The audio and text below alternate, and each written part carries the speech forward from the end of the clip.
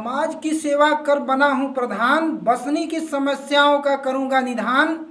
प्रधान प्रतिनिधि राजेश पटेल, संवाददाता सतीश वर्मा की रिपोर्ट। साक्षात्कार के अगले चरण में हम लोग पहुंच चुके हैं बड़ा गांव ब्लॉक के ग्राम पंचायत बसनी में, जहां हमारी मुलाकात नवनिर्वाचित प्रधान अमलेश पटेल, जो कि यहाँ पर महिला प्रत्याशी हैं, और उनके प्रतिनिधि के रूप में राजेश पटेल जी जो है कि इस बार 5 वर्ष का कमान अपने हाथ में संभालेंगे। तो ग्राम पंचायत बसनी में कैसे किस तरह से विकास की योजना है उनकी, किस तरह से लोगों का सेवा करेंगे, क्योंकि बहुत ही टक्कर के बाद इन्होंने इस पद को हासिल किया है। काफ़ी प्रतिद्वंदी थे, 15 के आसपास यहाँ पर प्रतिद्वंदी भी थे, जिसमें इन्होंने कई लोगों को परास्त करके इस सीट पे अपना कब्जा जमाया है। तो जानते हैं कि ये आने वाले समय में अपने ग्राम पंचायत के लिए क्या क्या योजनाओं को लेकर के काम करेंगे, किस तरह से अपने जनता को लेकर के जनता के भलाई के लिए काम करेंगे। मिलते हैं राजेश पटेल जी से। नमस्कार प्रधान जी। सबसे पहले तो मैं आपको इस जीत पे जो है हमारी टीम आपको बधाई देती है, हमारे चैनल की तरफ से आपको बधाई हो कि आपने ग्राम पंचायत बसनी में विजय हासिल की है। और अपना परिचय देते हुए आप हमारे चैनल को बताएं कि आने वाले समय में किस तरह से आप काम करेंगे। जी, हमारा नाम राजेश पटेल है। मैं पूर्व छात्र संघ महामंत्री बड़ा गांव पीजी कॉलेज से हूँ, और हमारी पत्नी नवनिर्वाचित प्रधान ग्राम सभा बसनी की अमलेश पटेल जी है। सबसे पहले प्रधान जो है कि हम लोग ये अभी आपके गांव में हम घूम रहे थे, देखे कि आपका गांव जो है कि काफ़ी बड़ा है, और बसनी जो है कि काफ़ी फेमस जगह भी है। बड़ा गांव की वजह से ब्लॉक होने के कारण ये बहुत फेमस जगह भी है, और बगल में एयरपोर्ट भी है, तो काफ़ी आवागमन का क्षेत्र है। तो ऐसी अवस्था में जो है कि लोगों को इस गांव में आने में कोई दिक्कत होती है, या आपके जो बसनी में ग्राम पंचायत में मौजे होंगे, ग्राम सभाएँ होंगी, तो उसमें आज जो है कि सभी रोडों का, सभी रास्तों का निर्माण हो चुका है या अभी बाकी है? जी देखिए, इसके पहले पूर्व में जो भी रास्ता बड़ा बना है, सब बना है, लेकिन अभी भी अंदर नहीं हुआ है काम। जो भी टूटी फूटी सड़कें हैं, हम लोग उस पर अभी भी निर्वाचित हुए हैं। अभी हम लोगों को हमारी जनता ने, हम उनको बहुत बहुत अभी बधाई दे रहे हैं। हमारी जनता जो हम लोगों के ऊपर इतना विश्वास किया है कि नहीं भैया इसके पूर्व में क्या हुआ क्या नहीं हुआ, और हमारे ऊपर इतना विश्वास किया है, हमको कमान दी है 5 साल के लिए। हम चाहेंगे कि उनके विश्वास पर खरा उतरें, इसलिए हम लोग घूमे इधर, मतलब जब प्रचार भी कर रहे थे तब लोग हम लोग घूमे। रास्ता जैसे चरौली है, रास्ता वहाँ पे बहुत अच्छा नहीं है, और एक पटखाम गांव भी है, वहाँ भी रास्ता बहुत अच्छा नहीं है, और जगह जगह ऐसे बहुत सी जगह हैं जहाँ हम लोग प्रचार के माध्यम से गए, तो धरातल पर हमको लगा कि नहीं इन जगहों पर हमको काम करना है। हम लोगों ने एक मन बनाया है कि अब हम लोग बैठ के गांव में ही जाएंगे, क्योंकि हमको प्रधान बनाया है गांव सभा का, तो हम भी चाहेंगे कि हमारी जो जनता है, मैं उनके बीच में जाऊं, उनके पास बैठूं, जो रास्ता पड़ा का जो काम है हम उनसे बात करेंगे, उनसे राय लेंगे। क्योंकि गांव सभा में भाई देखिए, हम प्रधान जरूर हैं, लेकिन जनता ने हमको बनाया है। हम चाहेंगे कि जो भी बातें हों, हम उनके बीच में ही जाके बात करें कि जो काम है उनसे मिलजुल कर हम लोग काम करें। यही हमारी अथवा है सब लोगों से, जनता से अपने अथवा है कि हम लोग काम करेंगे भैया बैठ कर, उनसे सोच समझ कर। है रास्ता पड़ा बहुत है, और बिजली भी लगभग सही है, हमारे यहाँ बिजली आती जाती है सब रास्ता। उसके बाद वो हैंडपम्प है, हैंडपम्प हम लोगों ने बहुत, हमारे पास सब लोग। चलिए इस पर हम लोग बात करते हैं। अभी हर एक समस्या को हमने रोड पे बात किया है, रोड पे जो भी चीज़ें थी आपने हमको स्पष्ट किया। जैसा कि प्रधान जी हम लोग जानते हैं कि बरसात आने पे बहुत सारी समस्याएं जो है कि गांव में उत्पन्न हो जाती हैं, और केंद्र सरकार हो चाहे राज्य सरकार हो, सभी लोग विकास के लिए जो है कि गांव को ही चूज करते हैं। हमारे देश की 80% जनता जो है कि किसान है और गांव से ही बिलोंग करती है। तो ऐसी अवस्था में योजनाएं तो बहुत आती है, लेकिन उन योजनाओं का अमल अभी तक धरातल पर नहीं हो पाता, जिसकी वजह से आज भी बहुत सारे गाँव में नाली नहीं है, सीवर नहीं है, और लोग बरसात आने पर गंदे पानी से गुजरना पड़ता है, उन लोगों को बीमारियों का सामना करना पड़ता है। तो ऐसी अवस्था आपके गांव में बनी हुई है, या इस गांव में संपूर्ण विकास हो चुका है? जी, अब नाली की जहाँ तक बात है, पानी भरने की समस्या है यहाँ पे। जैसे ग्राम सभा की जहाँ भी ज़मीनें हैं, अभी हम लोग नए नए प्रधान हुए हैं, अभी हमको अभी जानकारी नहीं कहाँ कहाँ ज़मीन है, और इसमें सरकार को भी थोड़ा सा हम लोगों का सपोर्ट करे कि नहीं जहाँ भी है, चूँकि भाई गांव सभा जानते हैं आप लोग, गांव में थोड़ा सा होता रहता है, तो बड़े स्तर पर से अधिकारी लोग हम लोगों की मदद करें कि नहीं भैया अब नाली बनाना है, पानी बहाना है, गंदगी से दूर सबको रखना है, बीमारी न आए, इसके लिए ज़मीन भी है। तो हम लोग अगर BDO साहब कहीं जाए, चाहे SDM साहब कहीं जाए, ताकि वो लोग हम लोग की मदद करें। नहीं भैया जहाँ हमारी ज़मीन है वहाँ उसको अधिग्रहण करके भाई पानी बहने की कोई समस्या यहाँ इसलिए है क्योंकि कहीं बड़ी जैसे नालाएँ बड़ी होती है कि उसमें जोड़ दिया जाए, जैसे बनारस में है, तो गांव में तो कहीं है नहीं ऐसी व्यवस्था। तो जहाँ ग्राम सभा की ज़मीन होगी वहाँ एक तालाब नुमा बनेगा, बन के उसमें ज्वाइन किया जाएगा, तभी जो गंदा पानी उसमें जाएगा, चाहे उसके लिए चाहे वो बोलते हैं वो बनाता जैसे कि उसको फिल्टर करके भैया कि गंदा पानी एक जगह जाए, साफ पानी एक जगह जाए। तो जमीन है, अब इसके लिए सब लोग बैठेंगे, बातचीत करेंगे, इसके लिए एक समस्या का जो समस्या है उसका निदान के लिए भाई SDM साहब से बात किया जाएगा, या वो लोग स्वयं से कहते हैं भैया कि सरकार चाहती है कि नाला बने, बीमारी दूर हो, तो वो लोग भी हम लोगों की मदद करें, हम लोग उनके पास जाएँ तो तभी विकास हो सकता है गाँव का। प्रधान जी, हम लोग जैसा कि जानते हैं कि स्वच्छ भारत अभियान के तहत भारत सरकार द्वारा हर घर को शौचालय देने की बात कही गई थी। कोई भी खुले में शौच नहीं करेगा। ऐसी स्थिति में आपके गांव में बहुत सारे शौचालय बने होंगे, अगर नहीं बने होंगे तो उसके लिए आने वाले समय में आप क्या करेंगे, कैसे करेंगे लोगों को जो है कि बाहर शौच करने के लिए न जाना पड़े। बाहर में शौच करने से बहुत तमाम प्रकार की बीमारियां उत्पन्न होती है और बहुत सारे लोग जो है बीमार पड़ते हैं। तो आने वाले समय में आप कैसे इस गांव की समस्या को और इस समस्या से निपटेंगे? देखिए, इसके पहले प्रधान जो थे, अब शौचालय किसका बना किसका नहीं बना ये सब आंकड़ा है, मतलब जनता कुछ लोग तो बना है, कुछ अभी बाकी होगा। अब क्या बना है क्या नहीं बना हमको तो बहुत जानकारियाँ है नहीं जी। लेकिन भाई हमको जनता ने बनाया है, शौचालय सरकार देती है, स्वच्छ भारत मिशन के तहत आएगा, हम लोग खुद ढूंढेंगे जो भी पात्र है उन लोगों का हम लोग शौचालय बनवाएंगे। उसमें किसी प्रकार का हमारी तरफ से धांधली नहीं रहेगी, हम लोग पूरी ईमानदारी के साथ पूरी निष्ठा के साथ उनका शौचालय हम लोग मिलजुल कर बनवाएंगे। प्रधान जी, भारत में जो है कि हर गरीब को अधिकार दिया गया कि उसको पक्के मकान में रहना है, जिसके लिए प्रधानमंत्री आवास योजना चलाई गई है। और इस अवस्था में जब बारिश का मौसम होता है, तूफान आते हैं, तो बहुत सारे जो गरीब परिवार के लोग होते हैं उनको जान और माल का खतरा होता है। जो मढ़ई में रहते हैं, कच्चे मकानों में रहते हैं या तिरपाल लगा के रहते हैं, तो वो काफ़ी समस्या से जूझते हैं। तो ऐसी समस्या आपके गांव में बनी हुई है या सभी लोगों के पास मकान बन चुके हैं? देखिए, मान लीजिए हम तो इस समय चुनाव प्रचार में जब निकले, घूम रहे थे, देख रहे थे, कुछ लोगों को बना है लेकिन अभी बहुत लोग वंचित है। हम गए पठान राजभर बस्ती में, वहाँ देखा कि वो मड़ई लगाए हैं, वो तिरपाल पला सब लोग रह रहे थे, उसमें एक कमल राजभर भी है, जिनको हमने देखा कि नहीं उनके घर एकदम देख रहे थे, एकदम मड़ई था और कुछ लोग और तिरपाल लगाए हुए हैं। हम वहाँ भी बहुत ज़रूरत है कि आवास वहाँ बने लोगों के पास हो जाए भाई, क्योंकि आधी तूफान आती है, गिर जाए, कोई घटना दुर्घटना हो जाए।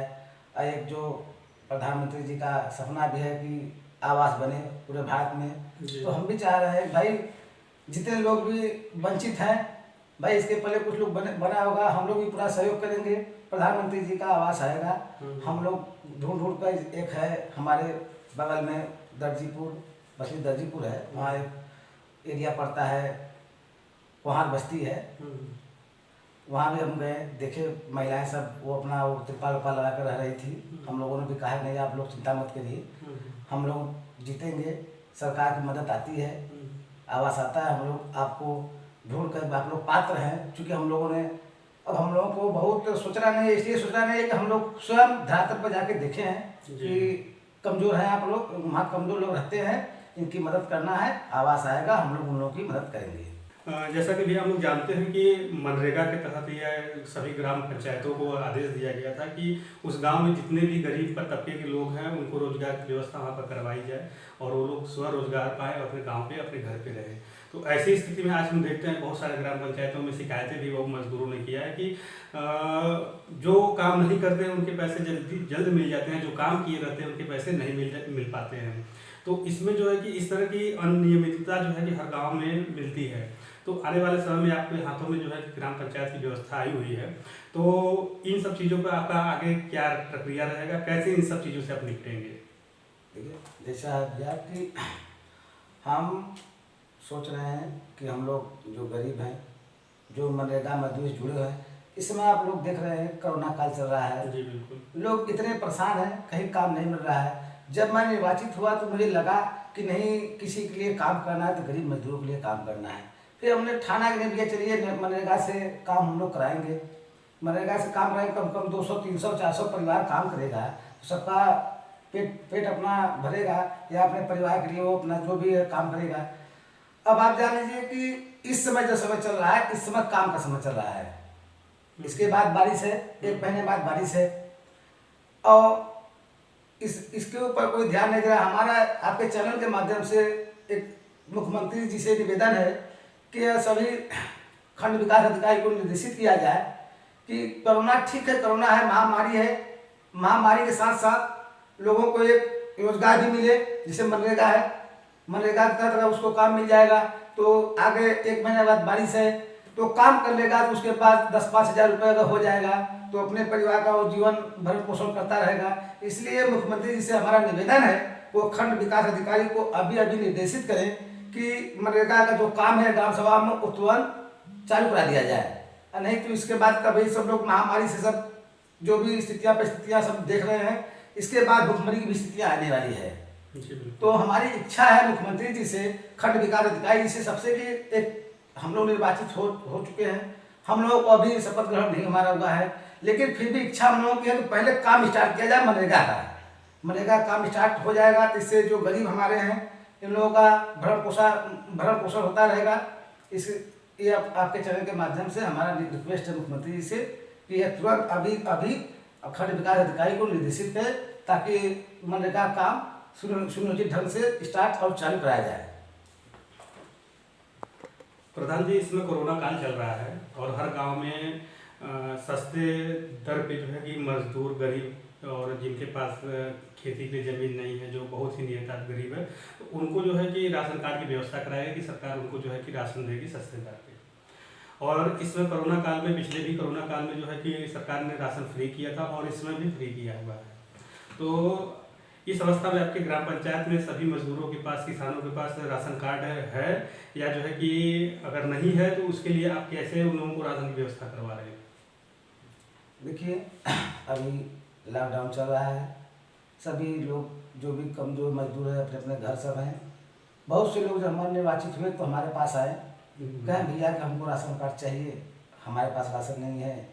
तो चूँकि हम लोग नए हुए हैं, कोटेदार हमारे यहाँ सुशील जायसवाल जी हैं, और हमारे पास कोई ऐसा गाइडलाइन नहीं है, हमारे पास कोई ऐसी व्यवस्थाएं नहीं उनको दिया गया है कि हम उनके लिए कोई नया राशन कार्ड बनवा दें ताकि उन लोगों के पास राशन उनको मिलने लगे। अब चूँकि हमारे पास आए हैं, इसलिए हम लोग अपने पास से जो हमारे पास राशन है अपने घर पर जो हमारे खेत से हुआ है उनको दे देते हैं। अगर नहीं है तो भैया पैसा दे रहे हैं, जाइए भैया आप लोग कहीं से खरीद लीजिए। और हमारे पास कोई गाइडलाइन नहीं है, या हमारे पास कोई अभी तक कोई ये नहीं आया नहीं आप चलिए प्रधान जी बनवाइए, जो गरीब है उनको राशन मिले। हमारे पास कोई ऐसी व्यवस्था नहीं है। आज पेयजल की व्यवस्था जो है कि सभी लोगों के लिए बहुत ही ज़रूरी है। आज बहुत सारे लोग अपने घर पे जो है कि बोरिंग करा करके अपना प्राइवेट करवा ले रहे हैं, जिनके पास क्षमता है वो लोग करवा ले रहे हैं। लेकिन जिनके पास ये व्यवस्था नहीं है कि जो है कि वो घर में अपने बोर करवा पाएँ, जो गरीब तबके के लोग हैं, तो उनके लिए आप जो है कि पेयजल की व्यवस्था आने वाले समय में कैसे करेंगे कि उनके घर में पानी मिल सके? देखिए, हमारे यहाँ जल निगम लगा है अभी नहीं 1 साल हुआ है जी। और कुछ मतलब हमारे जो पूर्वा है, 12 पूर्वा हमारे यहाँ है, जिसको पूर्वा बोलते हैं, ग्राम सभा बसनी है, और पूर्वा 12 छोटे पूर्व सब है, 12 है सब मिलाकर। कुछ जगह मतलब लगभग 50% जगह पाइप बिछाई गई है जल निगम द्वारा। कुछ लोगों को सप्लाई पानी का मिल रहा है, अभी अधूरा रह गया है, लेकिन अभी हम पता किए हैं तो उसके पहले पाइप आके रखी है जी। पाइप रखा है, लेकिन कोरोना के नाते लेबर नहीं मिल रहे हैं। वही लेबरों पर जिसके पहले जो देख रहे थे वो लोग हमारे पास आए थे, जो जल मित्र है, इसमें जल मित्र भी रखे गए हैं। जब वो चालू हुआ था जल निगम तो उसमें 2-3 जल मित्र है इसमें, तो वो लोग हमारे पास आए तो कहें भैया ऐसा है कि पाइप आके रखा है। तो हम भी जाके देखे वहाँ पाइप आके रखा है। ठीक, कोई ठेकेदार है, वो ठेकेदार अभी आया तो लेबर का बात था, तो ये बात नहीं कोरोना के नाते लेबर लगाएंगे तो हो सकता है कोई कुछ कहे, इसलिए वो इसके बाद वो अभी बात हमारी हुई थी एक हफ्ता पहले, तो अभी आने वाले हैं, तो उसके बाद वो काम लगाया जाएगा जहाँ जहाँ मतलब पानी की व्यवस्था कराना किया जाएगा। और जैसे रहा हैंडपम्प मैं निर्वाचित हुआ उसके बाद बहुत से लोग हमारे पास आए कि भैया हमारा हैंडपम्प खराब है, आप उसको थोड़ा सा दिखवाइए, बनवाइए। तो अभी हम लोगों को चार्ज तो मिला नहीं, लेकिन अपने पास से हम लोग भेज के मिस्त्री लगा के बनवा रहे हैं। और ज़्यादा संख्या में रिबोर हम लोग इसलिए नहीं करवा पाएंगे, उसमें ज़्यादा खर्च है, ज़्यादा खर्च है, चूँकि हम लोग के पास कोई अभी तक निधि है ना तो कुछ हम लोग के पास पावर नहीं है। तो हम लोग अपने पास से जो बिगड़ा है अभी, जैसे पाइप लीकेज हो जा रहा है, तो उसके लिए हम लोग अपना भेज के पैसा अपना दे के बनवा रहे हैं अपने पास से। जैसा कि हम लोग ये जानते हैं प्रधान जी कि जो 60 वर्ष के ऊपर लोग हो जाते हैं उनका हाथ पांव काम करना बंद कर दिया जाता है, जिसको वृद्धा पेंशन के रूप में हम लोग सरकार के द्वारा कुछ न कुछ व्यवस्था कराई गई है। तो ऐसी अवस्था में आपके ग्राम पंचायत में सभी वृद्ध लोगों को वृद्धा पेंशन की व्यवस्था हो चुकी है या अभी कुछ लोगों का बाकी है?